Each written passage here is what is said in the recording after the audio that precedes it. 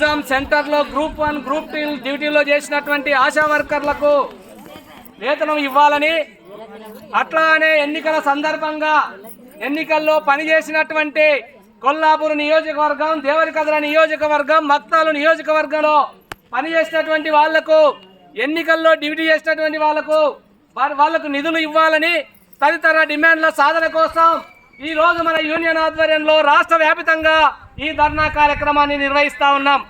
అందులో భాగంగానే ఈ రోజు మనం కోరుతున్నటువంటి కోరికలు గొంతెమ్మ కోరికలేం కాదు.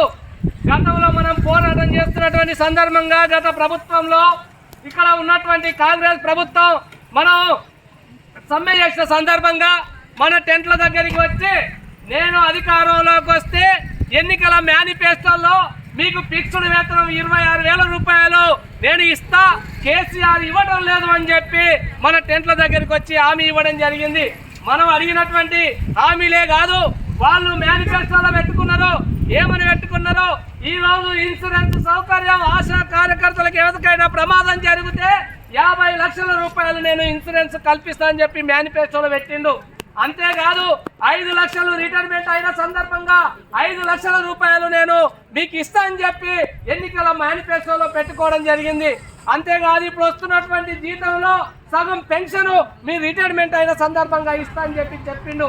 అందుకోసమే సంవత్సరం అయ్యింది, సంవత్సర కాలం అయినా ఈ కాంగ్రెస్ ప్రభుత్వం మన గురించి పట్టించుకోలేదు కాబట్టి, ఆశాలను పట్టించుకుంటలేదు కాబట్టి ఈ రోజు మనం రోడ్డుకి ఎక్కాల్సినటువంటి పరిస్థితి ఉంది.